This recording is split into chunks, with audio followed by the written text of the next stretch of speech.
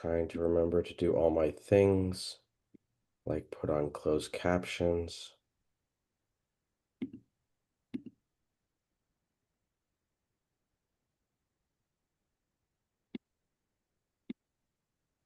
In case anyone is hearing impaired. Looks like that's working. Yay.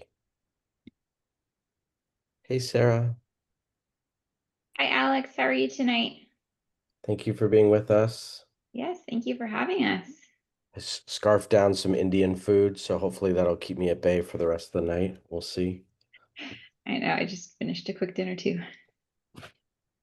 Oh, Nicole's here. Cool. Yeah. All the way from the East Coast, yeah? Mhm. Oh, what a trooper. Wow. Thank you. And Got intro. Oh, that's good. Cool. Hey.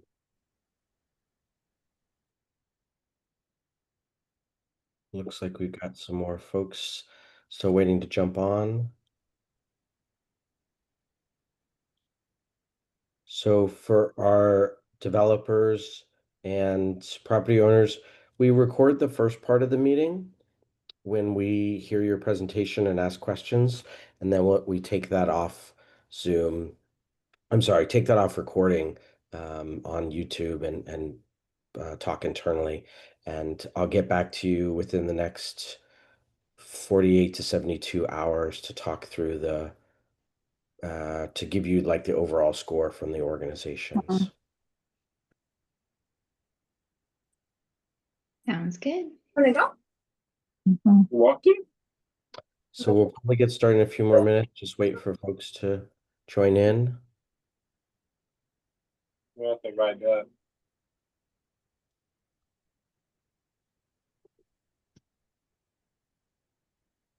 And I'll be facilitating tonight. What? Hey! You can't, you gotta stop doing that. Like, You started it. no, I didn't. You did. Blanca, do you want to go on? Blanca, do you want to go on mute? We're hearing your conversation in the background. I'm sorry. That's all good.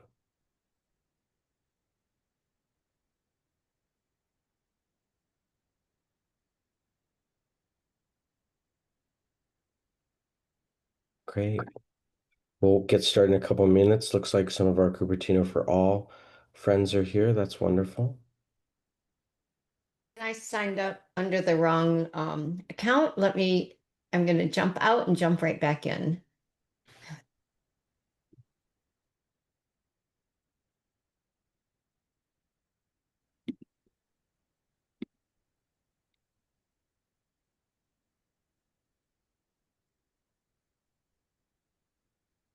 Any questions from the project team before we get started with the meeting? Anything you need? Don't think so. I think our presentation should be in the 30-minute range. Is that about right? That sounds great. Great. Yeah, and so then, do you want questions sprinkled throughout, or do you want to wait till the end, Sarah, for questions? Probably easiest if we wait till the end. We've got a lot of content that hopefully will address a lot of the questions, and then we can take any. Okay, great. Great.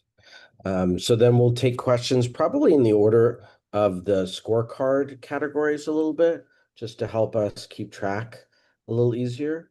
So I'll put that in the chat function right now in case anyone wants a little refresher on that.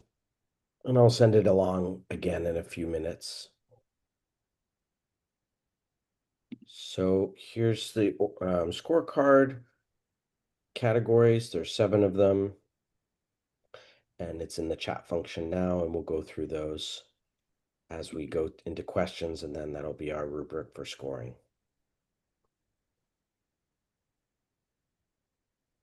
Oh, Daphne's here. Hey, Daphne. Good to see you again. Thanks for being here. Hi. Sorry to be late. It's all good. Okay, I think I'm going to go ahead and start the recording on YouTube. Just give me a moment as I get that set up.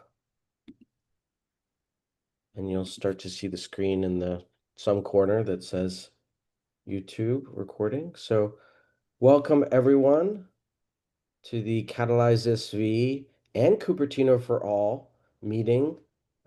It's the Catalyze SV Project Advocacy Committee meeting, our monthly meeting to So score welcome projects. everyone.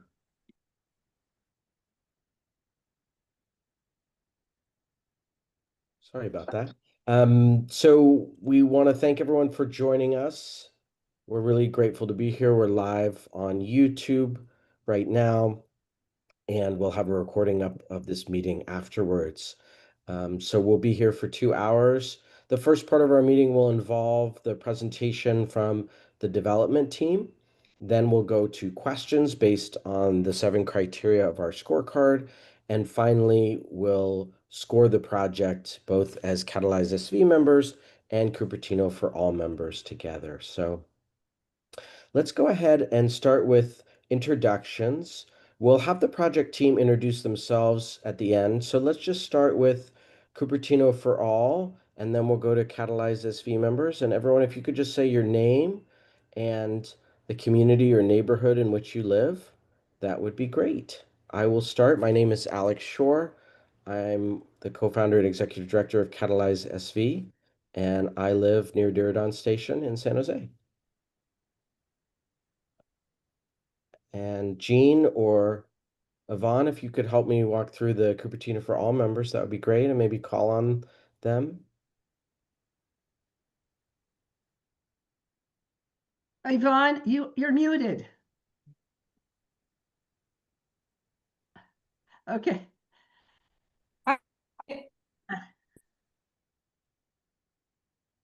I'm Yvonne Thorstensen and with Cupertino for All, and I live in the Monte Vista South neighborhood.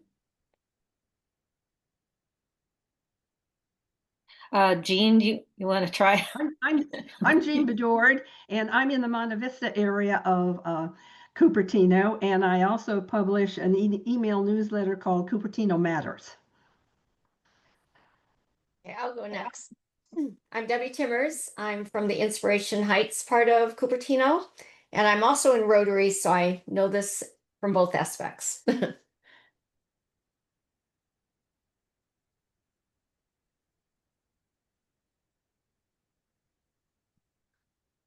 Any other Cupertino for all folks here? We've got someone who had just asked for the link, so he should be coming. So go Okay. ahead. Great. Well, let's go to some Catalyze SV folks. Let's start with Chris, if you wouldn't mind. Sure. So my name is Chris. Been with Catalyze SV coming on 2 years now. Joined back in March 2024. Reason I joined is I've taken a lot of classes in urban planning at San Jose State. So this just related to advancing a lot of what I've learned and also looking where can I get involved. And yeah, currently at my parents' place up in the East Bay, but I have a lot of San Jose connections via San Jose State and Catalyze SV, so most familiar with like the downtown kind of area up north. Over there is what I'm most familiar with. So yeah. Great. Let's go to Ryan Karubin. Hey, good evening, everyone. Ryan Karubin. Been a member of Catalyze SV since around 2017 now when I was in school at San Jose State getting my master's of urban planning and decided to join, listening on interesting affordable housing projects over the years, and happy to listen in on this exciting Eden housing project with Andrea. Hey, Andrea. Great. Let's go to Daphne. Hi, I'm Daphne, and I think this is the third project I've sat in on, but I live in Los Altos. Great. Blanca, do you want to say hello? Hi, this is Blanca. I'm sorry for before the noise. Yeah, I'm living in Morgan Hill, and that is the tour project. Thank you. Have a wonderful day. Thanks, Blanca. Anyone else who is joining us as a visitor or is from one of the organizations and didn't have a chance to introduce themselves yet? Now is the time. I can say hello. I'm Allison Singalani. I'm the Director of Policy at Silicon Valley at Home. And I think we are adjacent to just about every other organization on this call. Lots of amazing partners here. So really pleased to be here and learn more about the project and how we can support. Wonderful. And looks like we've got some folks who are participating in a way remotely through note-taking. Unati, I think, is one of those, so may not be on the call right now. And then do we have a Philip? Is that a Cupertino for All Yes. member? Philip, would you like to say hello? And This is Philip with Cupertino for All, and I'm happy to be. Great. Well, welcome. Thank you so much for everyone in the community for being here. Excited. This is our first time to have these two organizations in a virtual room together scoring a project, so really excited about it. We are active on other projects as well, and there is an update that I wanted to share before we get into the main event, which is many of you would have received an action alert from us yesterday about a proposed Chick-fil-A on West San Carlos and Ray Street in Midtown San Jose. Our members decided this is not the kind of project that they want to see, and so we sent out an action alert yesterday for a vote next week of the City Council, encouraging folks to write in and share their opinions or show up at the council meeting. And our position of our organization has been we would like to see a mixed-use, multi-story housing project on the site, not a single-story car-centric Chick-fil-A in an urban village. So encourage everyone to weigh in on that before Tuesday's city council meeting or at Tuesday's city council meeting. So more project updates to come on other projects in the future. In the meantime, let's go to the main event, and I will turn it over to whoever on your side of the show is going to shepherd this forward. And feel free to introduce the entire project team before you start presenting. That would be great. Great. So I'm Andrea Osgood, Chief of Real Estate for Eden Housing, and really thrilled to be here tonight with our partners, the Santa Clara County, and then of course Fora, our architect team as well. There'll be points where each of those individuals that are here will introduce themselves. So I'll just kind of get us started, and we'll do individual introductions as we go along. But just really thrilled that we're all here together tonight to talk about the mixed income educator workforce housing project in Cupertino over at Wolfe Road. And if we want to go on to the next slide, we can do that. We're going to do some introductions, then we're going to overview where the project is right now and the process moving forward. Also talk a lot about what we've heard in our community outreach so far and how we've changed the design through that. And then talk about, of course, next steps, and then end with Q&A. So you can keep your questions, as we talked about earlier, till the end, because we're hoping that the very detailed presentation that we have here will address many of those that come along. So we can go to the next slide. I just want to note here that we do have some folks from the county. If you guys want to go ahead and introduce yourselves directly, but we're always thrilled to partner with the county, and we have several deals, which I'll talk about in a moment, but I don't know, Emily, Natalie, did you want to say hi? Thanks, Andrea. Natalie Monk, I'm the Housing and Community Development Manager for the county's Office of Supportive Housing. I'm really excited to be here tonight, and I'll pass it to Emily. Hi, I'm Emily Chen, and as the slide shows, I work on housing development specifically on county control property. So really, we're so excited about this project. It's, as you can see, so many groups have come together to really make this project successful. Hopefully it keeps progressing. Great, thank you both. So we can go to the next slide where I'll talk a little bit about Eden. And I'm happy to be here tonight, but Jared, who's really been working on this for us for a long time, unfortunately could not be here today, but we're happy for him because baby number 2 just arrived So Mom and Jared are home with Tyler.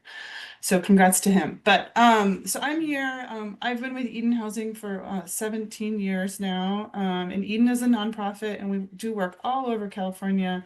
We have built over 12,000 homes across the state in our nearly 57-year history, many of which are in the Santa Clara County area, and we have been lucky enough to have been selected as a partner from the County of Santa Clara other times. So you may have heard of a couple of projects that we finished recently, also in partnership with the county. So Solaire Apartments over in the Diridon Station area, also La Avenida in Mountain View, and coming soon, and we're leasing up right now, is Mitchell Park, also in partnership with Fora. Actually, a couple of those other ones were also in partnership with Fora. But we're doing lease up for Mitchell Park right now, so that's in Palo Alto. So please check out our website. We're always happy to be in partnership with folks. There's a little bit more about us, but I just want to say that Eden got its start from a group of volunteers 57 years ago. So it's really thrilling to see so many people who care about their community and want to see critical housing projects move forward. So thank you for your volunteerism. It does make a difference. Okay, so next slide, I think, is where I hand it over to Sarah. So Sarah, take it away. Awesome. Thanks, Andrea. I'm Sarah Vaccaro, principal with Architects Fora and Engage Fora. Nicole is here with me. I'll give her a chance to introduce herself real quick. Hi everyone, I'm Nicole Little. I'm a designer at Fora. I also am our community engagement lead and specialize in visual storytelling. Awesome. So a little bit about Fora. We specialize in housing. We believe in the power of design to create more beautiful, sustainable, and restorative living environments for all.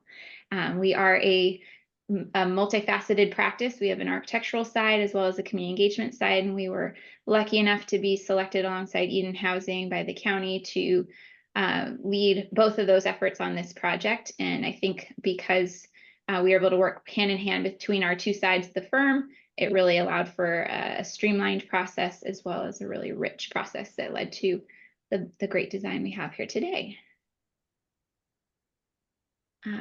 Here are a few images of some of our work. Solaire is in the top kind of middle right that Andrea just spoke about, as well as Mitchell Park's on the top left there. So a lot of work throughout Santa Clara County and specifically San Jose.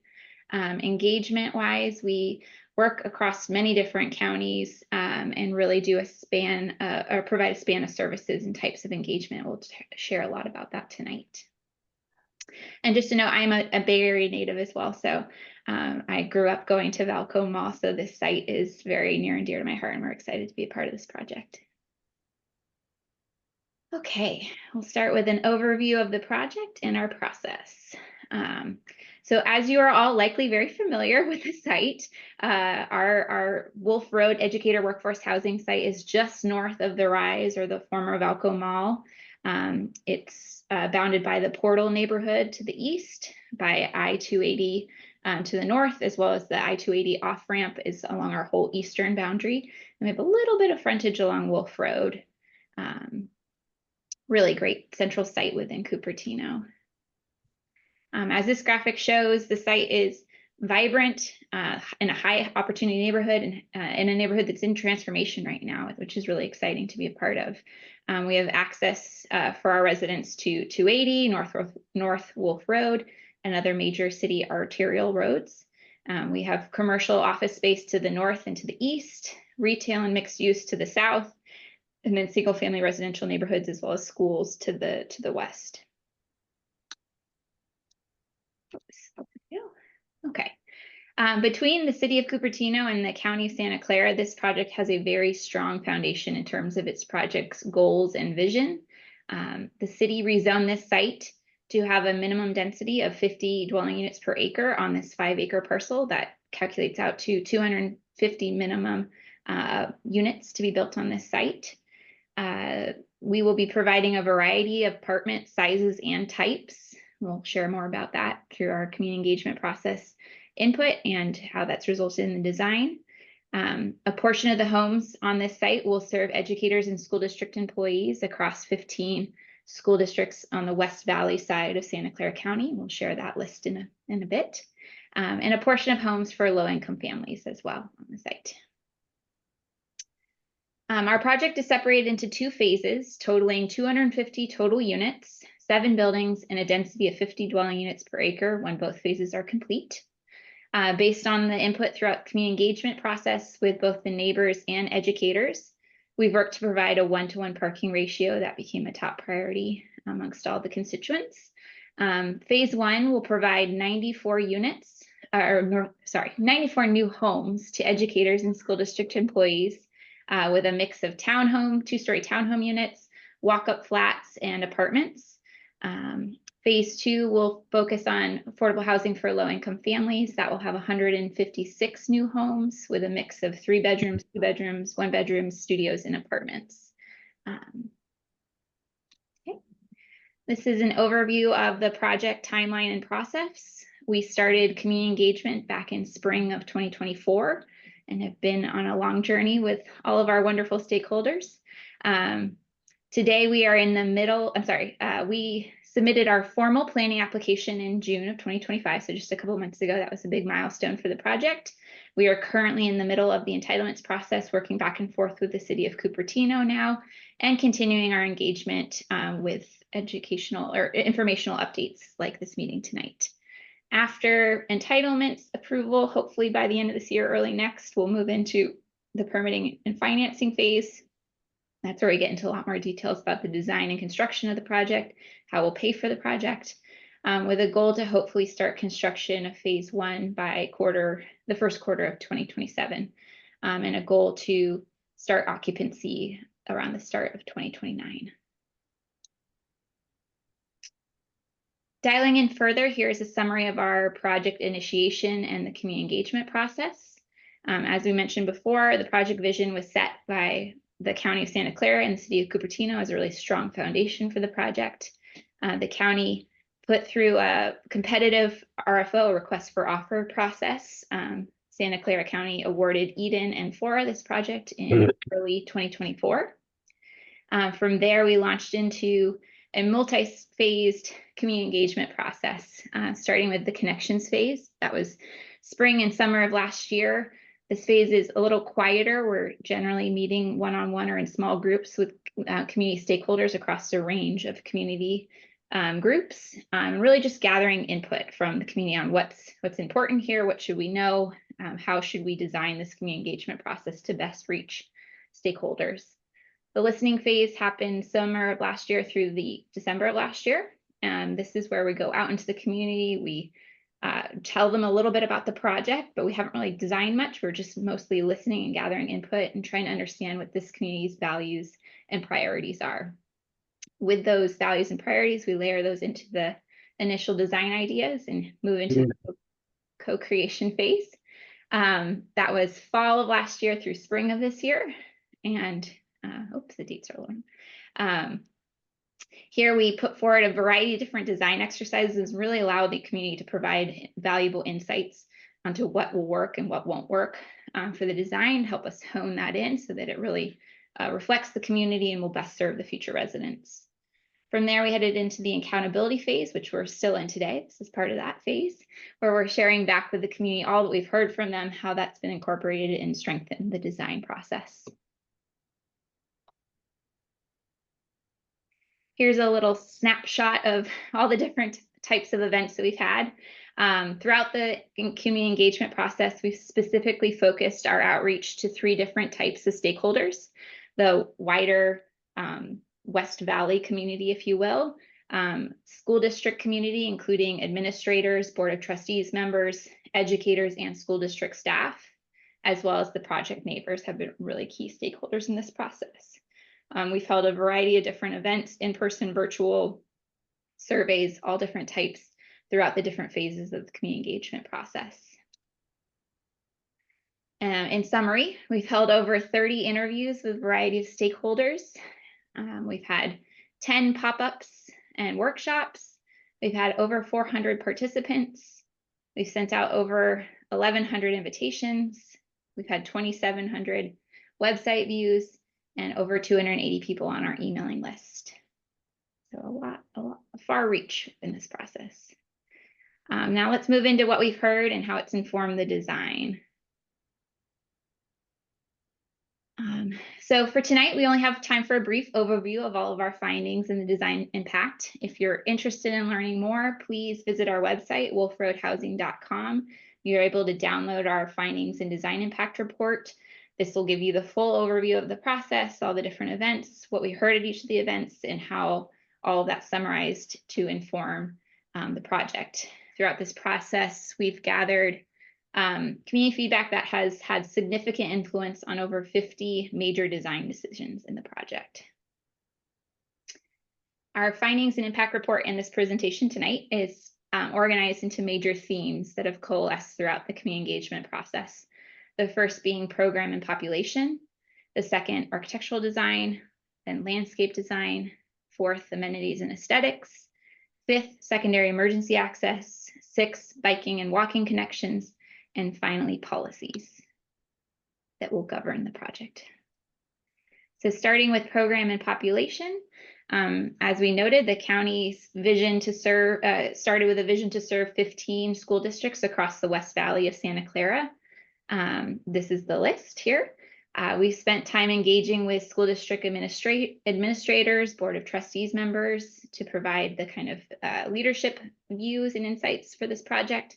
We've also spent a lot of time reaching out to educators and school district employees, the potential future residents of our project.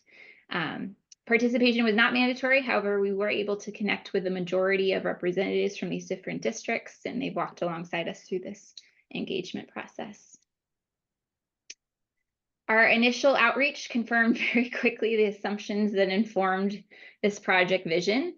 That yes, indeed, finding affordable housing for teachers is very challenging, and that more affordable housing options is desperately needed.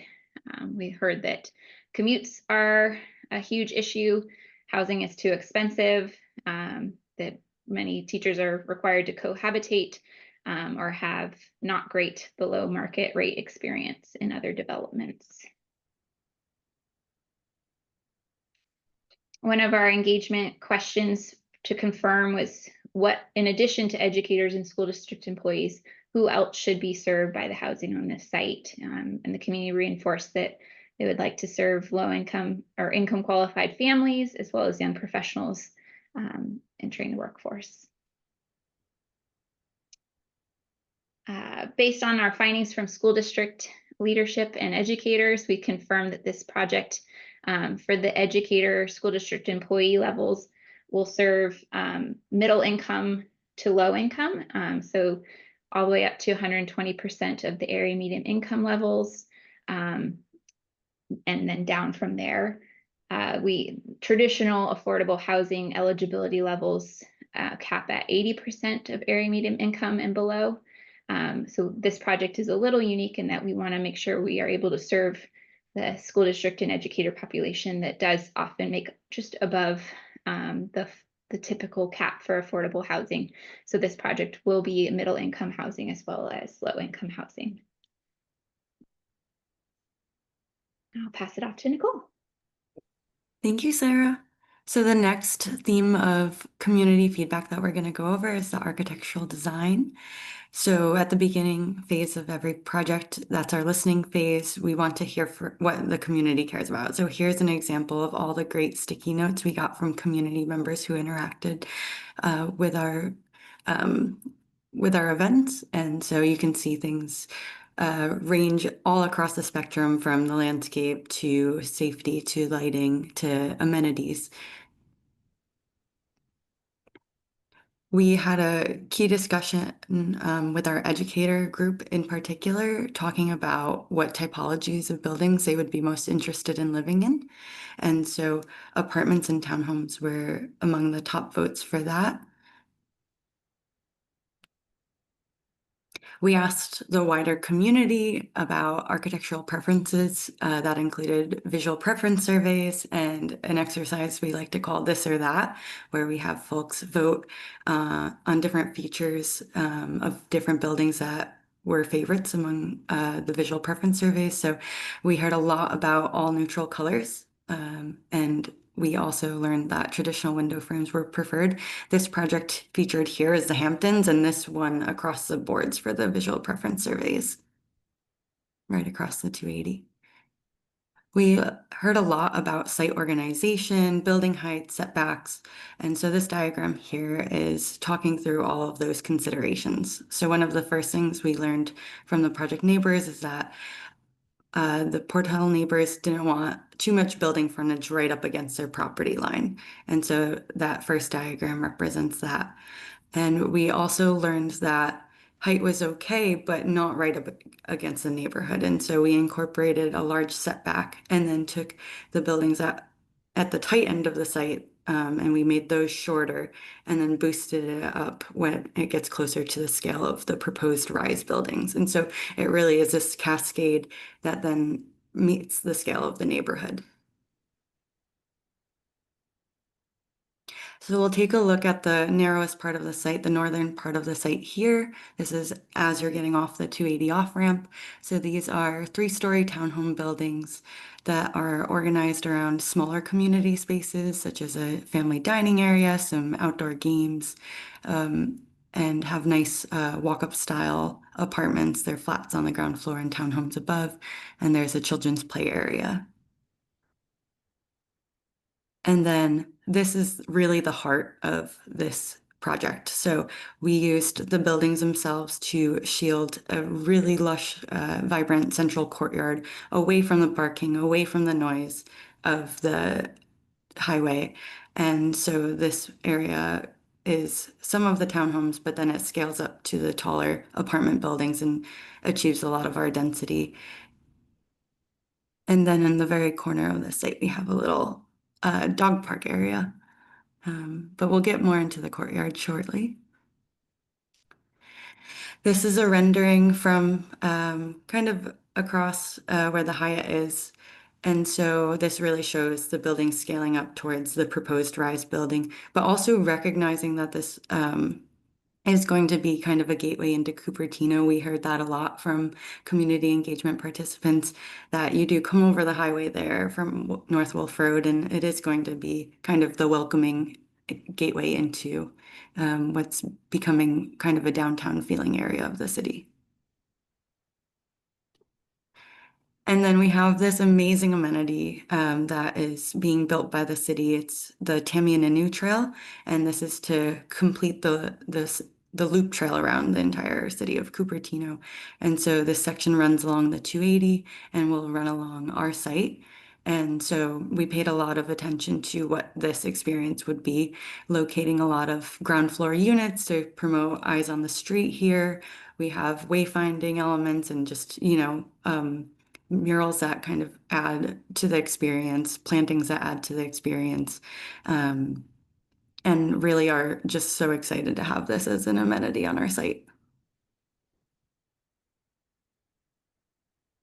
We paid a lot of attention to the Portal neighbors and had a lot of meetings with them about their values and what they wanted to see with this development. So this rendering really shows how that scaling down towards the neighborhood obscures that view and that visual impact for them. And then also the preservation of the redwood trees has been really important. And so you can see here that the redwood trees, they're very tall, and so they also further obscure that view. And then also the wall, the sound wall along that property line has been really important. Okay, the next community rooted value is landscape design, so we'll get into that some more. So as I noted, the preserving the trees is a huge value to the community.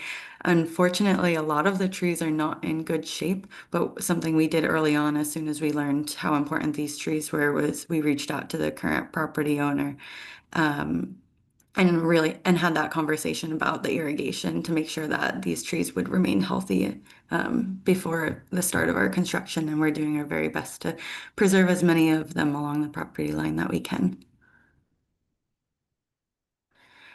We had the educators weigh in on what they wanted their courtyard spaces to feel like. So would they rather have a large courtyard space with a lot of uses within it, or a series of smaller courtyards on different levels. And the top answer was actually a mix of both. We also got a lot of feedback from all stakeholder groups about the landscape design, the look and feel, what amenities were important. So having organic, cozy, natural, warm materials were all top preferences from the community. Here are some of the favorite outdoor amenities. So most groups voted for play areas. We got votes for open turf space. Educators really wanted to see an outdoor kitchen and barbecue. Outdoor plaza was one of the top winners. And so here's a rendering of that heart of the campus, that large courtyard. And so instead of it being one big courtyard, we have it on 2 levels. And you can see there's open turf patio space. There's the ability to look out from some of the townhome units and their entryways. It's going to be a really great space that's protected from the highway and the parking area, and be a space that unites the entire campus of 7 buildings. Here are some of the townhomes at the end of the site. So one of the things we tried to incorporate here was, that sense of a front entry to your home and having eyes overlooking the outdoor spaces, knowing that this is going to be a family development as well. And you can see some of the amenities in the foreground. This area has a play yard, but then there's also family dining areas kind of tucked in the nooks between the buildings. And then we have amenities and aesthetics. So amenities for within the apartments, we had that discussion with our educator advisory group. We had a lot of competing interest during our listening phase. And so we said, okay, there's a lot here. What's most important? And in-unit laundry was the overwhelming priority. And that's understandable among educators. They don't have a lot of time. And so making sure they have that convenience was of top priority. And then we also had this conversation with the educators about what amenities go inside the buildings, and community rooms, a fitness and yoga room, storage, and multi-purpose spaces were the top priorities. So we've received a lot of great feedback from amenities from the wider community and educators, and we have been able to incorporate as many as possible on this. We're really excited about all of the future landscape activities that can be programmed into this space and create a really vibrant site for residents. Okay, I'll pass it back to Sarah. Thanks, Nicole. The next community-rooted value that we've spent a lot of time talking about, it's a really important issue, is secondary emergency access. So just to provide a little background, as we noted before, the city has designated this site for a 50 dwelling unit per acre density minimum. That means a minimum of 250 homes on the site. The state fire code requires 2 separate means of emergency access for any residential development over, this says 30 units. It's actually, we've updated, it's actually 100 units to ensure the safety of residents. So that when this project is fully built out at 250 units, we will need 2 separate and distinct emergency access points for the fire department to properly respond to any emergencies on the site. As of right now, we have one confirmed access point, our primary access point for both emergency vehicles and resident vehicles to the site. That's from Perimeter Road, connects back out to Stevens Creek, and will connect out to Wolfe Road once the Rise development is built out a bit more. It did leave us with deficient of a second emergency access, though, unfortunately. The tunnel that goes under, the portion of Perimeter Road that tunnels under Wolfe Road is only 10 foot clear. Fire trucks need 13'6" clear in height in order to drive under, so that 2A option is not a viable way for emergency vehicles to get onto site. So we are focused on on 3 potential options, and they are listed in priority based on community's input. The first preference would be option 2B. This is a secondary emergency access point from Wolfe Road into our site to connect to the fire access loop throughout the site. The complication with this access point is that this would go through the Caltrans right-of-way adjacent to the I-280 off-ramp. And so we are in talks and in process of working through a request for access from Caltrans through that right-of-way. We've been working very hard and to work through that process with Caltrans, but it is a process and we are still in the middle of that. The second option is potentially a secondary access through the rise, although that's very much still in process. And then the kind of final last worst case scenario option would be a secondary emergency access point from Auburn Drive through the Portal neighborhood. We've heard a lot of concern about this option from the neighbors and are doing our very, very best to avoid needing that option. If it is determined as the only viable path forward, that would be an emergency only gate. It would be a solid gate that remains locked and closed at all times, and only the fire department would have access to the key to open it in case of an emergency. This is a small snippet of the engagement we've gathered around the secondary emergency access, around the wall, the gate, and just we've heard very clearly that this is not an ideal scenario. And so again, we are working very hard to unlock one of the other secondary emergency access options. The next community rooted value is biking and walking connections. Some of our early engagement, we heard that there would be interest for a connection from the Portal neighborhood through our site to the new Tamiana New Trail that'll be running on the eastern side of our property. We've received a number of emails in support of a bike pedestrian connection. We've also there's also been a petition against a pedestrian bike connection from the Portal neighborhood to the Tamiana Trail, and that was presented to the City Council in March of this year. So a lot of input from the community on both sides of this issue. And ultimately, our project does not rely on a bike pedestrian connection through the wall, so we are not including that for the time being. If the public wants to come to our forthcoming planning commission hearings and make their case one way or the other for this connection, it'll be the city council or the planning commission or city council's option to direct us one way or the other on this issue. Hold on just one minute.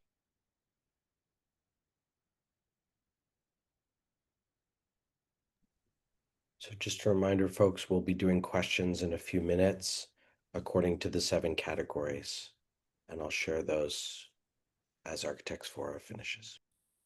Thanks, Alex. Sorry, it's evening and I have children.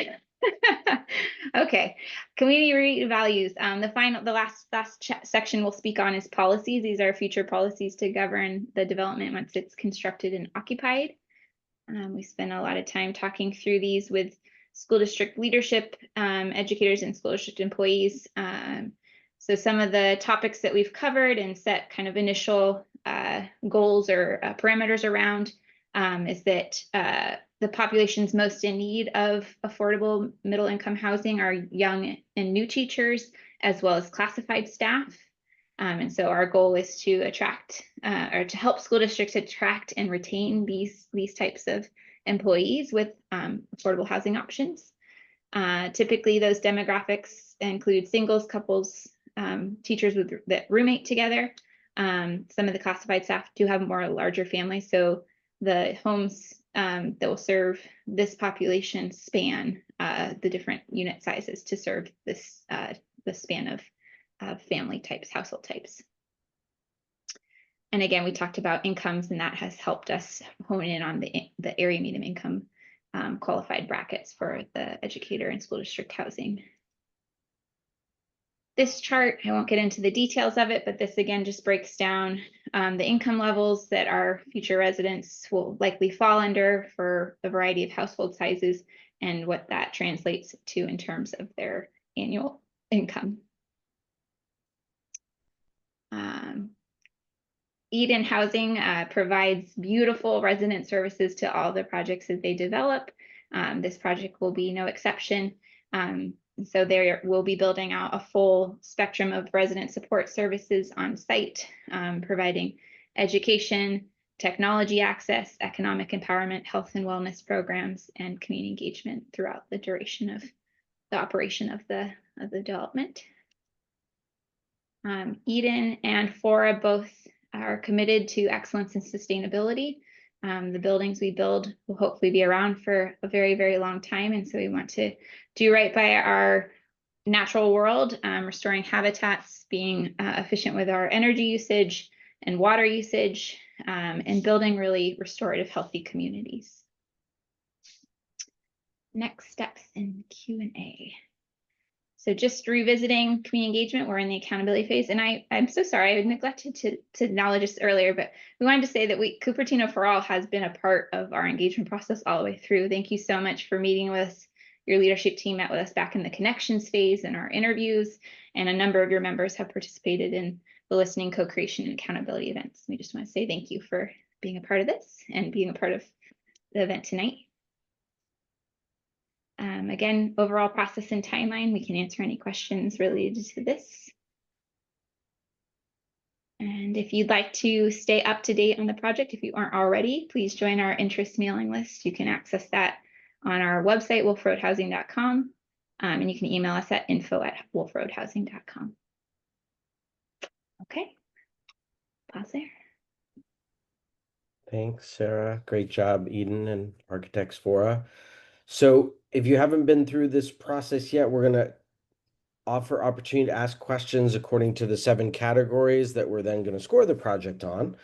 So let me put the first category in the chat function. It's community, and you can find these all on our website that are also put in the chat function right now. So does anyone have any questions for the development team about the community engagement process that they've gone through, who they've talked to, what they've heard?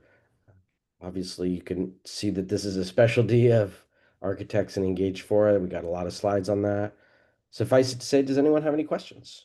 Let's open the floor. I have a quick clarifying question. You did a great job with the community engagement. So is my understanding at the end of Auburn Road, there's like an actual like big, huge wall, like concrete wall at the end of it, or what's happening there? Yeah, that's a great question, Daphne. Yeah, so when the Valco Mall was built, it's our understanding there was an agreement to build a sound wall. It's an 8-foot high CMU concrete masonry unit wall that provides some of the sound and just physical barrier between what was the mall and the single family neighborhood next door. And so a lot of our discussions about maintaining that wall, even with these new developments in place of Valco Mall. Got it. Thanks. Jean, I think you're muted. Oh, sorry. If I might comment about that wall, I've been down there. It's about a 7, maybe, I don't know if it's 8 feet tall. It's a very convenient spot to have an emergency access. The problem is you have a group of primarily senior, long-term residents who are very protective of that wall. It would be far more cost effective to, make some sort of emergency access through there. But it's very contentious. That's a great summary. Yes. It has been contentious at all of our community meetings.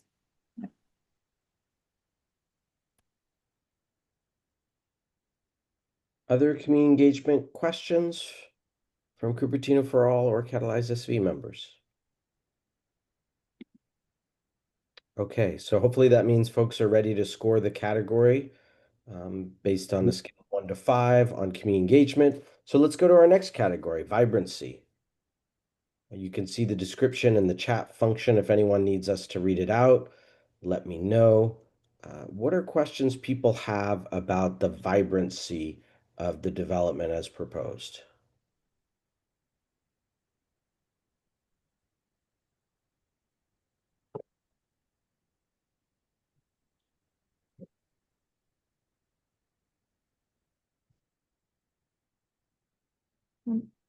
Where is the nearest grocery store to the neighborhood?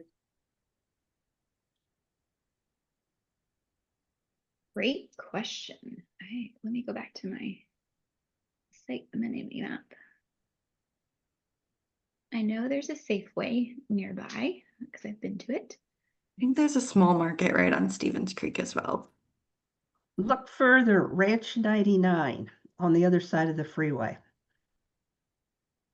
Ah, yes, on the other, oh yeah, right across on the other side of the freeway, you're right. Yeah, so they're probably just beyond the half-mile radius, but probably within a mile radius of the site. Thank you. And we have the Cupertino Market is the one that's right off Stevens Creek. And can you repeat what you said about the bike path and people not wanting access to the bike path? Can you just, I just wasn't, so people from the West Quartile neighborhood would not be able to access the bike path through that area? Is that what it was? It looks like somebody's bringing up a map, but while we do that, the wall and then the bike ped path are often conflated because one, there's two different reasons you could perforate that wall, right? There's the emergency vehicle access, which is its own technical need that we have, but then there's also just bike and ped connections.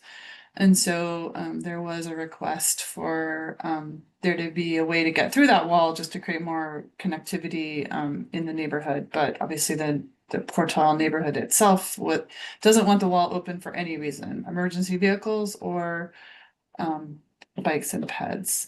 But we are going to have quite, and this is where I will turn it back over to the architects to talk about the connections with the wider bike paths in the neighborhood. Thanks, Andrea. Yeah, it's a little hard to read, but along the the left side of our property line is a trail, and this is a bike pedestrian trail. It's part of the city of Cupertino and broader communities plan to build out the Tamian and New Trail. It's a continuation of the Stevens Creek Trail further north in the county. This will basically follow, for this section, it'll follow along 280 north of our site and then come along through our site and then go under Wolfe Road to go east into further into Cupertino. And so our section will be built out concurrent with this housing development. There will be entrances into the Portal neighborhood from the Tamiami Trail. They're just further north and to the west off the site plans. You can download and find more information about the full build out of the Tamiami Trail on the city's website. But our project will include this section of the trail as well as a trailhead node where Perimeter Road, kind of at the southeastern corner of our site, where Perimeter Road, where it will meet Perimeter Road and then go underneath Wolfe Road to continue on. Okay. There'll also be an access point out to Wolfe Road at Wolfe Road elevation. And Sarah, Nicole put the link to the city's plan for that trail in the chat. So that's there.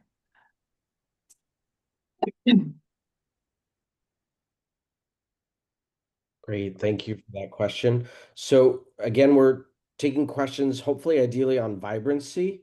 After vibrancy, then we'll get into questions on transportation, then environmental sustainability, then the intensity zoning of the project, then affordability, then the legacy of this site. So if folks are able to ask more questions about vibrancy now, that would be great.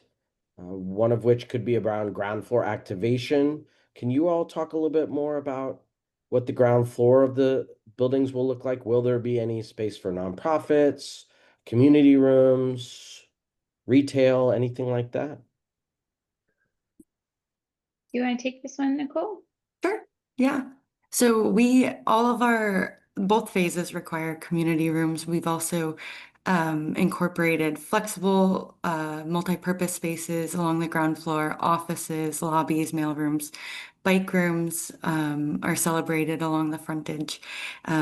Pretty much all the amenities that we can put at the frontage we do for the community. We really like to have that indoor-outdoor ability for a community room to expand so that it can serve the residents and with greater flexibility, host large gatherings.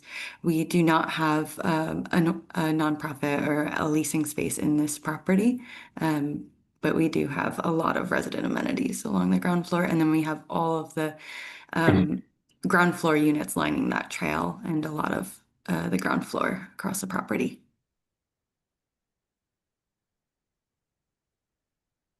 Yeah, with this site being tucked up away from or beyond the rise is building out a lot of the mixed use office retail hubs that will bring vibrancy to this area, and our residents will be able to participate in those features.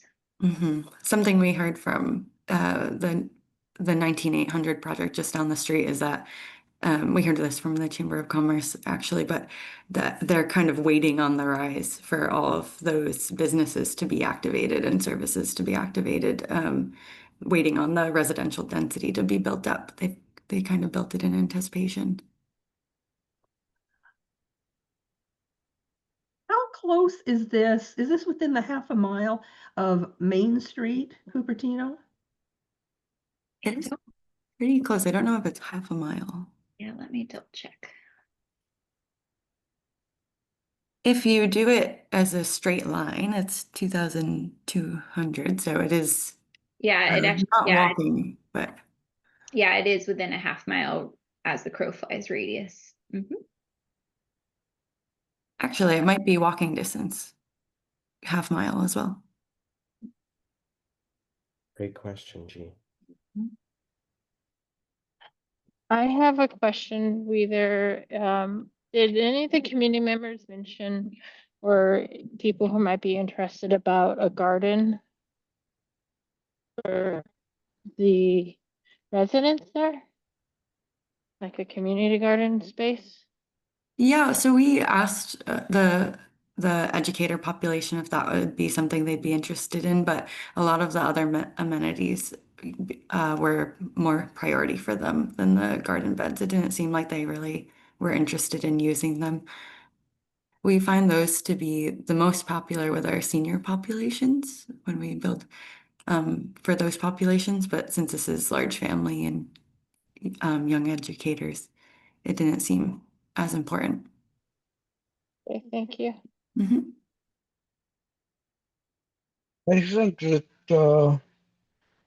Cupertino Village, right across the freeway, well, not easy access, but it is an easy walk across the freeway, and that's got just tons of mainly Chinese oriented, but just tons of shops and things like that.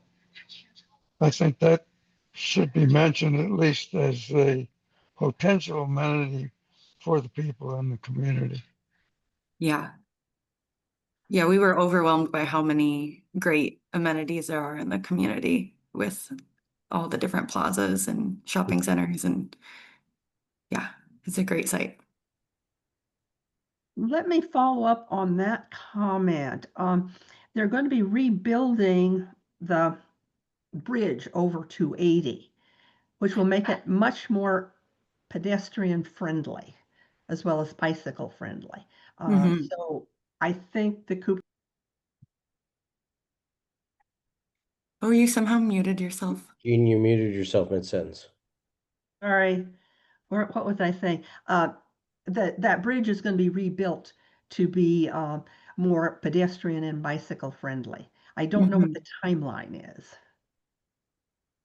Yeah, we've been in discussions with the VTA, that's the lead organization on that project, and I believe it's supposed to start construction within the year and be a 2 to 3 year construction project. But yes, Jean, you're exactly right. It's meant to provide better better pedestrian walkways and bicycle paths separated from vehicular traffic. So that will be great.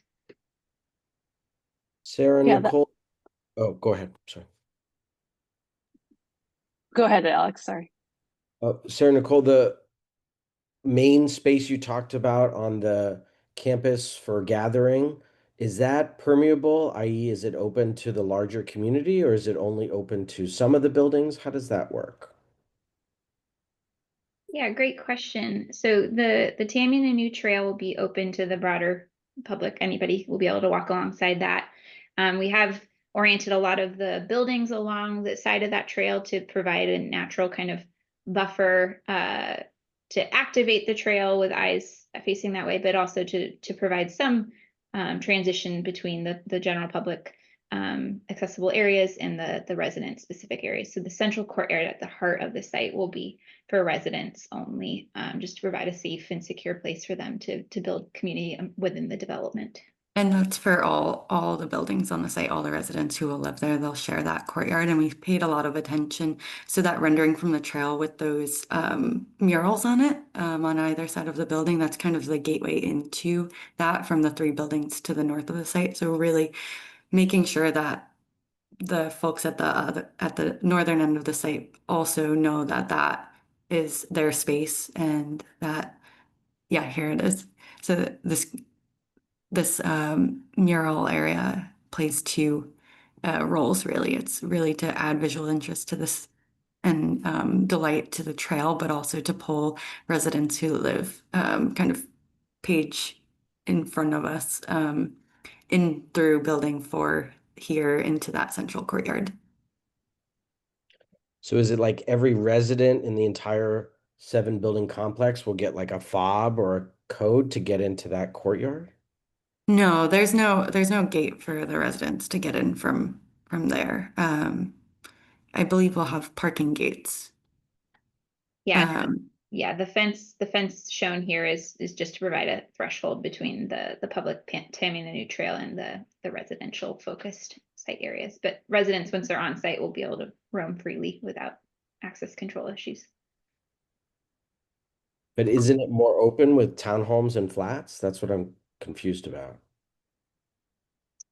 Can you restate your question, Alex? Maybe we're just not misunderstanding. Yeah. Let's look at a site plan. I think he's asking like how you get on, where the access controls are. I know that sometimes our members like to see the amenities available to the community. Sometimes they don't make sense. So that's what I'm kind of getting at here. Well, one of the things I'm thinking about is that the El Portal community doesn't want anything to do with it. They want that wall. I was at one of the meetings, and the El Portal community just says, we don't want to know anything about it. Make it disappear. and I think I was at that same meeting, sir. Yes. From everything else, and from everywhere else, you're really, unless you're on a bicycle, it's almost impossible to get to that community. Unless you're a resident. Thank you. So Sarah, I guess maybe, or Nicole, if you could sort of walk us in if you're a resident and maybe with your cursor, show us how you get in, where you park your car, etc. So talk a little bit about that, and then we'll go back to the trail. Awesome. Can you see my cursor when I move it? Yep. Okay, great. So residents' main vehicular entrance to the site will be at the south west corner here. They'll drive in, and residents in phase 1, the educator school district phase, will be able to park in a surface parking. There's additional parking up here by the northern 3 buildings. So they can park their car or bike into the site as well, and then circulate to their home in any of these 3 northern buildings, this building 4 right in the middle of the site, and then building 5 kind of on the western side of the central courtyard.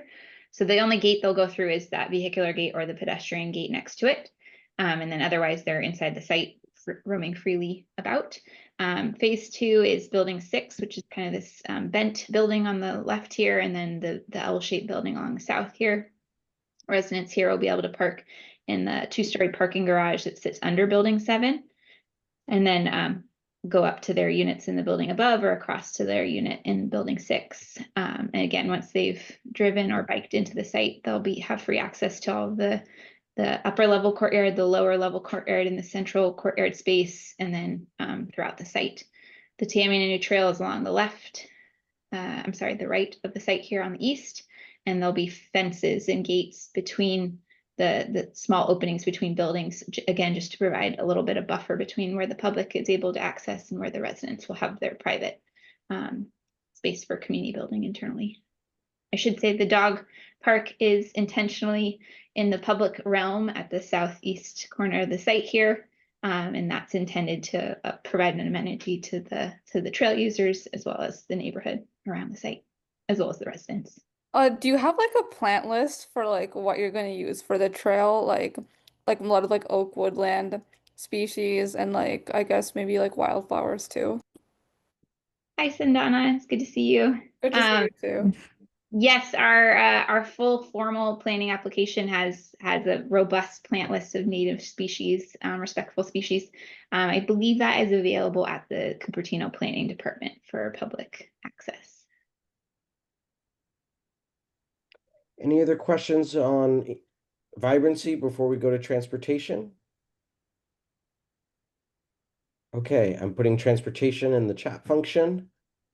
This is in essence talking about other ways of getting around besides individual owned cars and individually driven cars. So do folks have any questions about that?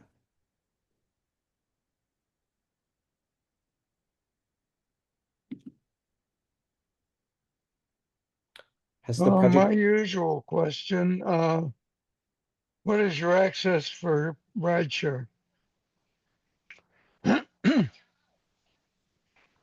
That is a great question, and one we are wrestling with currently and striving to improve.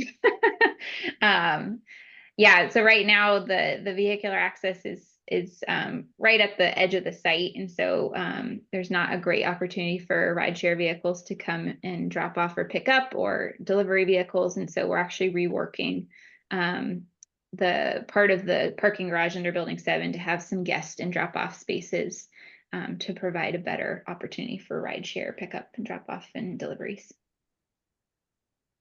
That's good.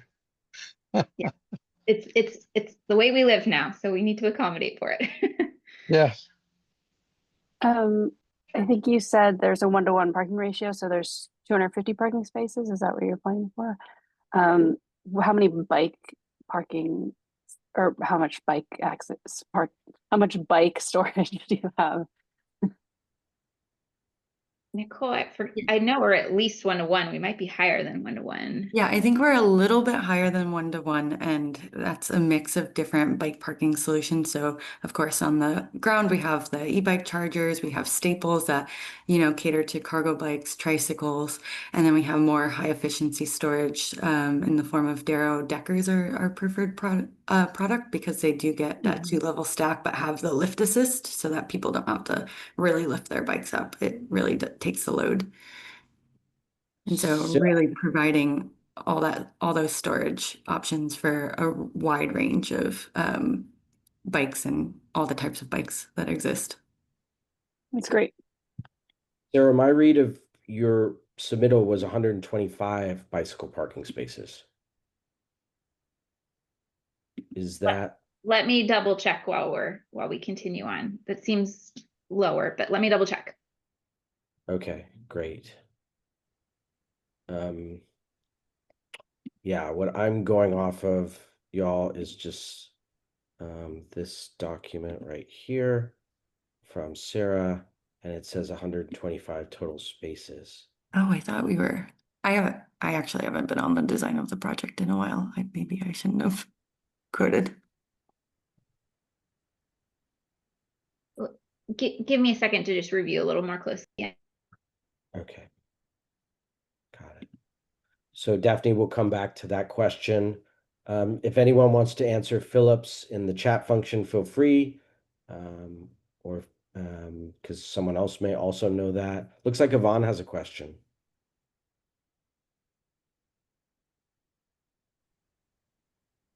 Yvonne, you want to take yourself off mute? Did Just you don't, my fingers don't work. Uh, I had two kids that rode bikes to school every day.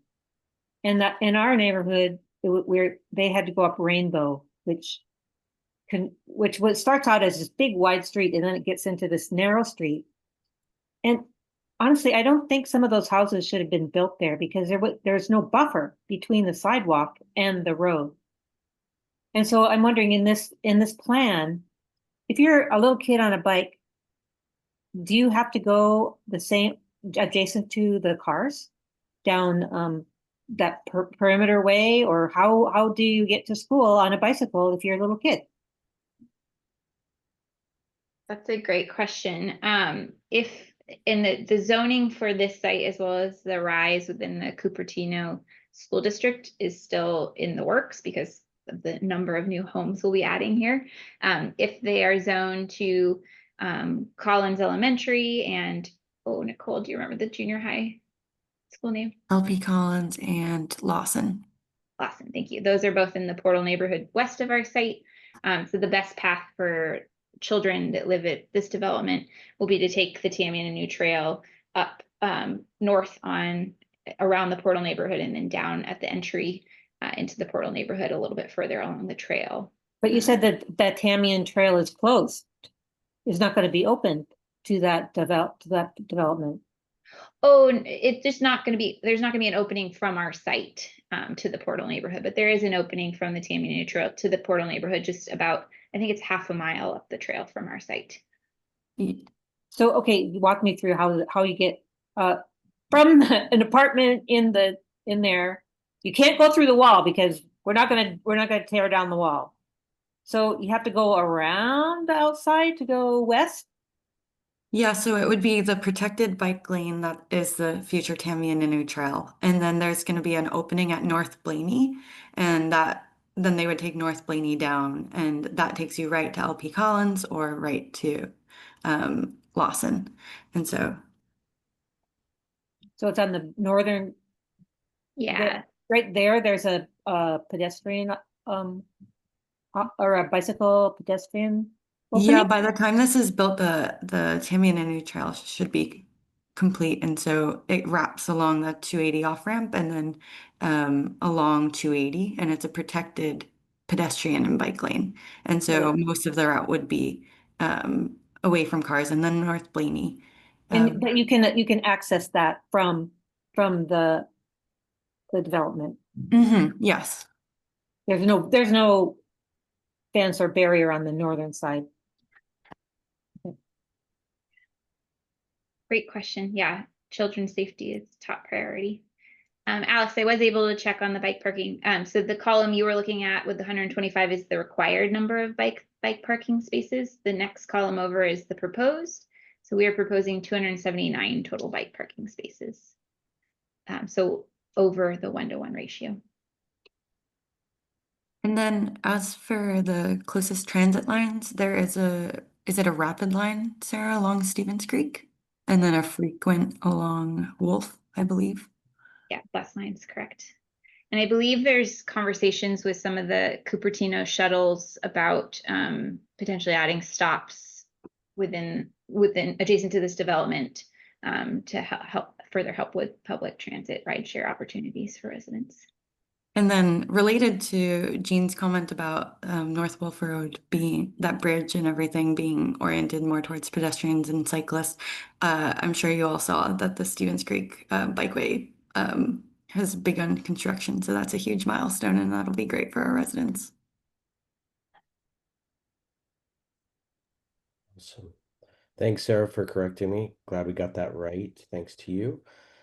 How about transit passes? You know, a lot of affordable housing residents benefit from transit passes. It's something our members often like to see. Is that something under consideration by Eden on this project? I mean, it's always under consideration, but it's not included at this moment, no. Okay. Any other transportation questions before we move on to sustainability?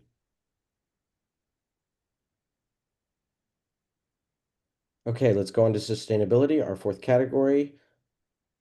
You talked a little bit about it generally, Sarah. Did you want to talk more about if you're going for a certification and what that might be? Sure, yeah. So the City of Cupertino's reach code, energy reach code, requires certification through the Green Point rating system. It's a system that we work with often, Eden works with often. And so we're well attuned to complying with the requirements of that certification and often reach their gold and platinum levels. In affordable housing, we're always looking for providing the most energy efficient, water efficient systems to our residents to help keep their ongoing utility costs as low as possible. So we use high efficiency HVAC system and ventilation systems that have low energy usage, very efficient lighting to keep energy costs low, efficient water features to reduce water usage, as well as irrigation usage on the site. We haven't gotten to this level of development, but likely we will include a good amount of photovoltaic energy generation on site. That's pretty typical in our projects to offset at least the house load energy usage within the site. Let's see, we'll have electric vehicle parking per the state's ever increasing goals for electrical vehicle charging. And yeah, as we talked about, a lot of the alternatives to vehicular transit options that will be available to residents, bikes, parking, public transportation, walking. Anything else? A lot of our sustainability comes in, our landscape designers will specify native drought tolerant plantings, plantings that, encourage pollinator habitat restoration. We're very careful in our material selections. And we're, as a firm, also signatories of the AIA 2030 commitment, which is a commitment to reduce the energy loads of all our buildings. So on the sustainability slide that we shared that highlighted Mitchell Park, during design, we have an estimated energy reduction of about 82%. And by 2030, the goal is for all buildings to be at 80%. So it was a really exciting project to do with Eden. And we'll see if it actually is 82%, but because that is a, conceptual projection, but we really hope that it is fully that. Yeah, and just, corporately, our philosophy is to be as sustainable as possible for lots of reasons. Obviously, we think stewardship of resources for the future is important, but also we never sell our projects, so we're going to be a long-term owner. So we're very keen on having buildings that operate well and cost efficiently, durable materials so that we don't have to replace them. So we think about all of those things too, because every dollar that we save, we can make sure that we're able to, deliver more services to our residents and make sure we keep the building as affordable as possible. So that's just kind of part of our corporate DNA. Sarah, did we hear you say that there's going to be solar panels on some of the roofs? Yes, that will likely be a part of the design as well. We just haven't gotten to that level of development at this point. Yeah, it's common for at least 90% of Eden's common area loads to be powered by renewables. Yeah, building 7 has a very large parapet roof area with the intention of putting a great PV array up there. Any thoughts about bird safe glass in the windows? Yvonne, it's like you've been in our internal team meetings. We've talked a lot about bird safe place. Yeah, the city of Cupertino has admirable bird safe glazing requirements, and so we are pouring through those requirements and recommendations right now and working to comply with as many of them as possible, using strategies like vertical and horizontal muttons on our windows, insect screens on any of the operable partitions, and potentially layering in some fritted glazing for the limited areas where we have larger swaths of glazing on some of the buildings.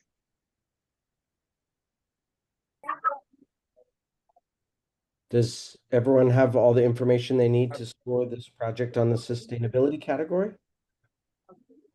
This is Ryan. I just had a quick question. I heard 3-point rated gold and platinum. Which level was this project going to try to attain? So we'll be required to meet Green Point rated certification, and we haven't gotten to the level of actually scoring the project. That'll come in further development of the design. However, typically our projects are in the gold to platinum certification level. Okay. And in this area of sustainability, being so close to Interstate 280, I assume the building will have extra thick glass, right? For acoustics. Windows. Mm-hmm. Yes, exactly. Yeah, we're well versed at working on sites right adjacent to freeways. That's often where affordable housing opportunities present themselves. So yes, we will have very robust exterior wall assemblies and glazing, particularly on the facades facing the highway, to mitigate any noise disturbances. I believe there's a pretty restrictive rating for noise within a unit, and so we will provide the envelope that'll meet that compliance decibel reduction level inside the units. Blanca, did you have a question? We've got you off mute here. Okay, maybe not. Okay, any other sustainability questions? We're almost there. Thanks, Fora and Eden, for your patience. Okay, our fifth category is intensity zoning. Do we think the project has built to the max? No question, thank you. Any questions about density zoning? No question. So the Yeah, I max. had a question on intensity. I saw at the beginning of the discussion, you're attaining, what is it, 50 dB per acre? Is that based on the underlying zoning? Is that based on a density bonus? Yeah, great question. What are you guys using? So the city of Cupertino designated this site as a housing priority site in their housing element update last year, earlier this year.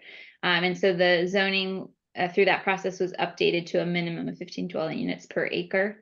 Initially, we were hoping to be a little higher than the minimum, but due to the shape of the site, the various constraints in terms of the amenities, including the trail, and just the input we gathered from the various stakeholder groups, we have some lower density portions of the site and then scaling up to higher density. And so we've found a happy medium right at that 50 dwelling unit per acre.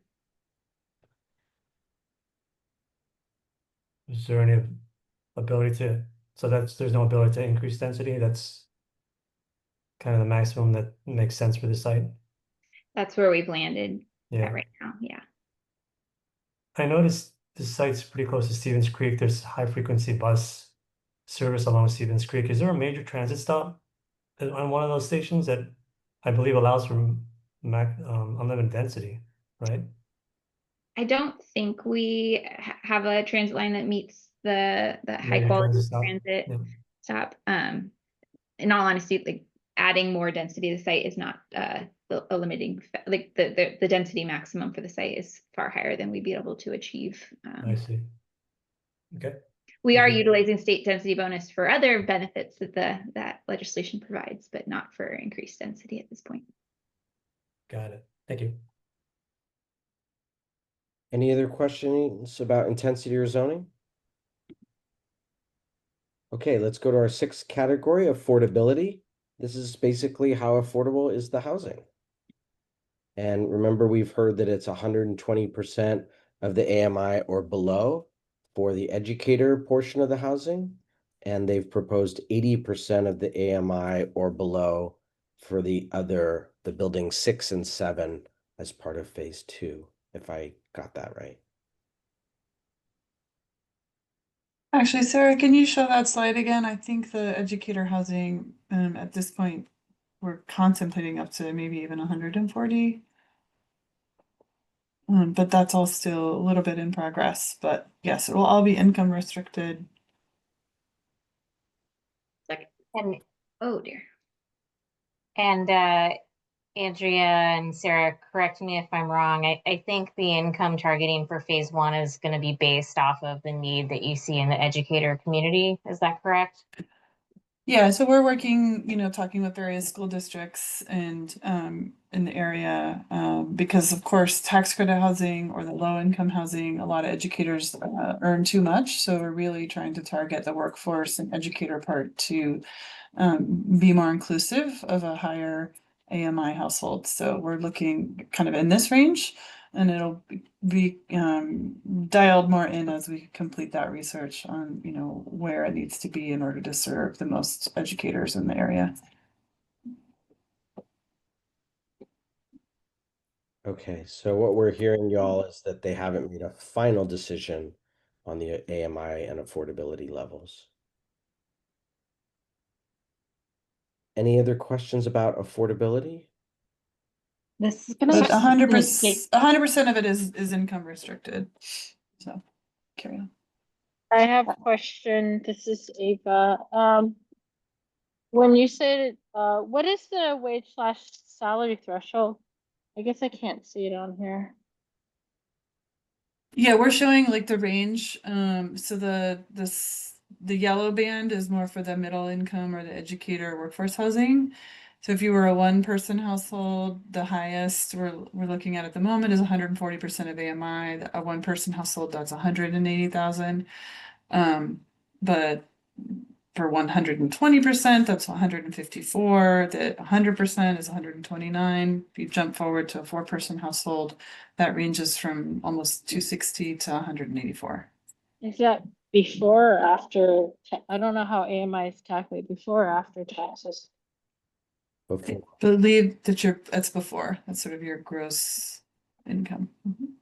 Okay, so yeah, that definitely could, depending on the contracts, first year teachers, but there's also paras and other jobs in the school district that would fall underneath 51,000.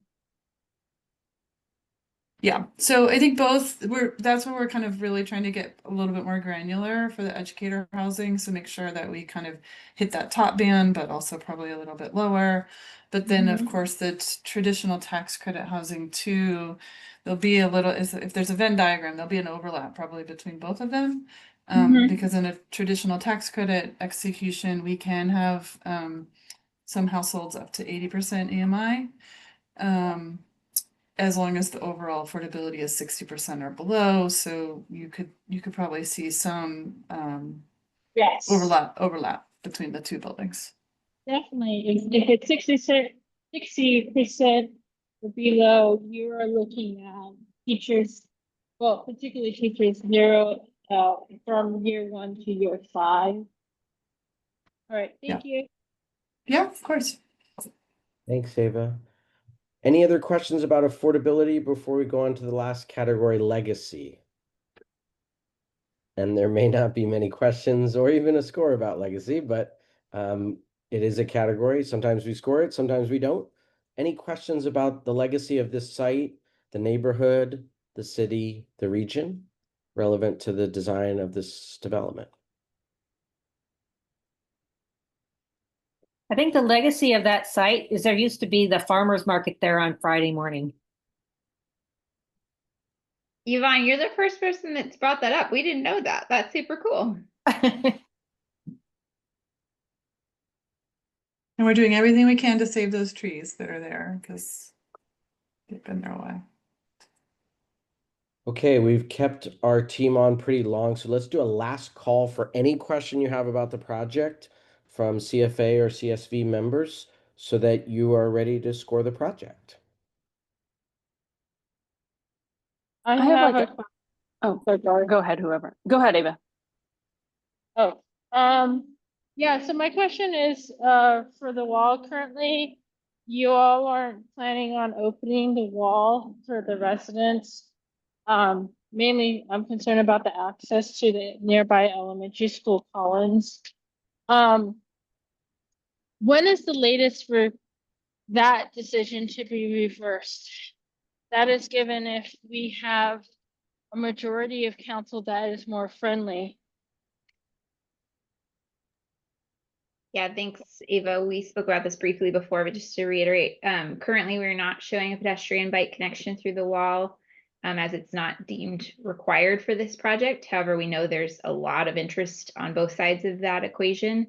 And so we will be going to a planning commission throughout at the end of our entitlements process, and we presume at that meeting there'll be a lot of public input on this topic, and we'll be looking to the planning commissioners to provide direction to our team on whether or not connection should be incorporated. When is an anticipatory date for that? Oh gosh, I hope before the end of the year, but I don't know that for sure. Okay, thank you. If you sign up on our website, you'll get those kinds of announcements or reminders of when we're going to be in public meetings. Ava signed up. We've got her. I think Daphne had a question. I have a quick question, not necessarily related to scoring, but it's great that you're partnering with so many school districts. So I assume there is a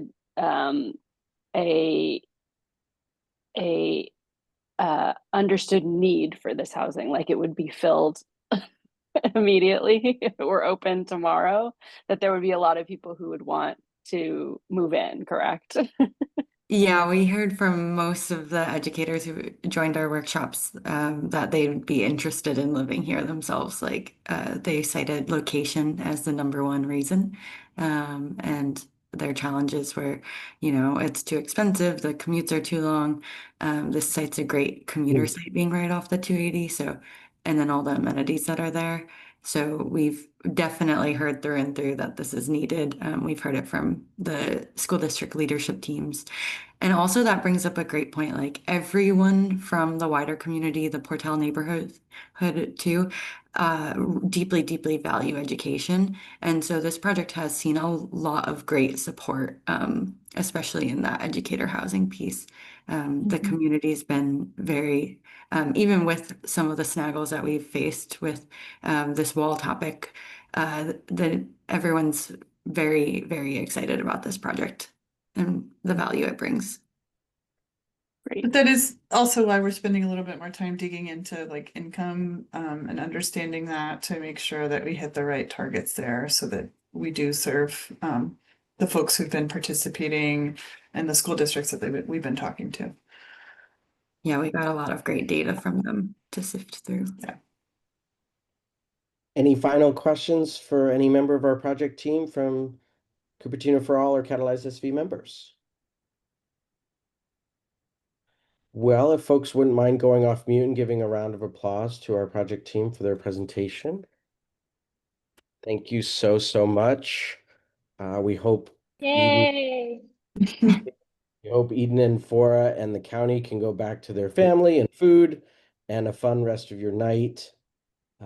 So thank you all so much. I will get back to you on behalf of CFA and CSV very shortly, hopefully within the next 2 days. So